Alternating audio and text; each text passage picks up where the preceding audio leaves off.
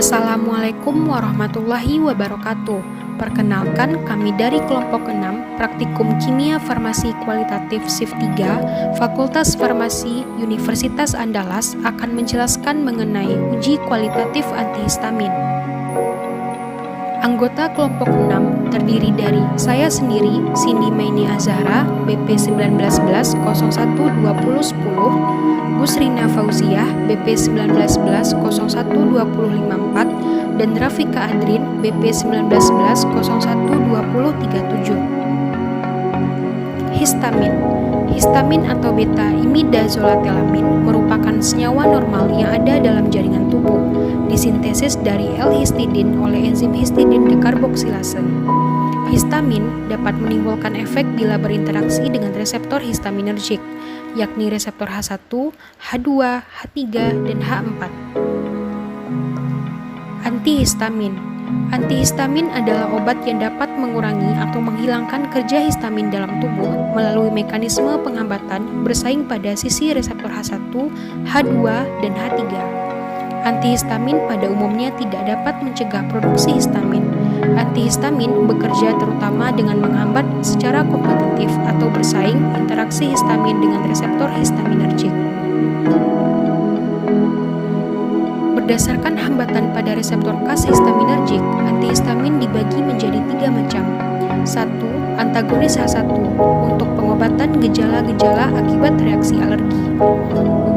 Antagonis H2 untuk mengurangi sekresi asam lambung pada pengobatan penderita tukak lambung. 3. Antagonis H3 yang sampai saat ini belum digunakan untuk pengobatan. Antagonis H1. Antihistamin yang memblok reseptor H1 secara umum mempunyai struktur sebagai berikut. Berdasarkan struktur kimianya, antagonis H1 dibagi menjadi 6 macam. 1. Turunan eter aminoalkil. 2. Turunan etilen diamin. 3. Turunan alkilamin. 4. Turunan piperazin. 5. Turunan fenotiazin. Dan 6 turunan lainnya. 1. Turunan eter aminoalkil dengan rumus umum sebagai berikut. Contoh senyawa: difenhidramin HCl, dimenhidrinat, karbinoksamin maleat, klemasetin fumarat, pipirin hidrinat. 2. Turunan etilen diamin dengan rumus umum sebagai berikut. Contoh senyawa: tripelnamain HCl, antazolin HCl, mebendrolin nafadisilat. 3. Turunan alkilamin dengan rumus umum sebagai berikut. Contoh senyawa: feniramin maleat, CTM, dan dimethinden maleat. 4. Turunan piperazin dengan contoh senyawa sebagai berikut: homoklorsiklizin, hidroksizin, dan oxatomid. 5. Turunan fenotiazin dengan contoh senyawa: prometazin, mekultazin, metdilazin, isotipendil, dan oksomemazin. Selanjutnya, terdapat antagonis H1 generasi kedua. Antagonis H1 generasi kedua merupakan inverse agonis yang bekerja dengan cara berikatan secara reversibel dengan reseptor histamin, kemudian menstabilkan dan mempertahankannya dalam bentuk yang tidak aktif. Antagonis H1 generasi kedua ini kurang lipofilik dibandingkan generasi pertama dan berikatan secara selektif pada reseptor H1 perifer sehingga lebih sedikit menimbulkan efek sedasi terhadap sistem saraf pusat. Contoh dari antagonis H1 generasi kedua yaitu ada terfenadin, akrifastin, astemizol, loratadin, dan cetirizin. Kelompok antagonis berikutnya yaitu antagonis H2. Antagonis H2 digunakan untuk mengurangi sekresi asam lambung pada pengobatan penderita tukak lambung. Rumus struktur antihistamin antagonis H2 dapat kita lihat pada gambar 4.9. Berikutnya akan kita bahas pemeriksaan kualitatif antihistamin. Analisis kualitatif adalah suatu proses dalam mengidentifikasi keberadaan suatu senyawa kimia dalam suatu larutan atau sampel yang tidak diketahui. Analisis kualitatif disebut juga dengan analisa jenis, yaitu suatu cara yang dilakukan untuk menentukan macam, jenis zat, atau komponen-komponen bahan yang dianalisa. Dalam melakukan analisa kualitatif, yang dipergunakan adalah sifat-sifat zat atau bahan, baik sifat-sifat fisis maupun sifat-sifat kimianya. Tujuan dari analisis kualitatif ini yaitu untuk memisahkan dan mengidentifikasi sejumlah unsur atau senyawa, untuk menganalisa komponen atau jenis zat yang ada dalam suatu larutan, serta untuk mempelajari kimia dan unsur-unsur serta ion-ionnya dalam larutan. Pada pembahasan kali ini, kita menggunakan dua sampel antihistamin. Yang pertama yaitu tablet CTM atau chlorpheniramine maleat dan tablet difenhidramin. Untuk uji yang pertama, kita melakukan uji organoleptis. Uji organoleptis merupakan cara pengujian dengan menggunakan indera manusia sebagai alat utama untuk pengukuran. Pada CTM berbentuk serbuk hablur, berwarna putih, tidak berbau, dan rasanya pahit. Kemudian yang kedua difenhidramin, berbentuk serbuk hablur, warna putih, tidak berbau, dan rasanya pahit menebal. Kemudian uji yang kedua yaitu uji kelarutan. Uji kelarutan merupakan cara pengujian zat dengan melarutkan sampel dalam berbagai jenis pelarut.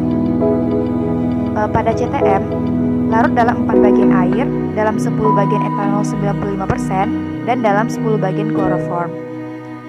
CTM juga sukar larut dalam eter. Selanjutnya pada difenhidramin. Difenhidramin mudah larut dalam air, dalam etanol 95%, dan dalam kloroform. Sangat sukar larut dalam eter dan agak sukar larut dalam aseton.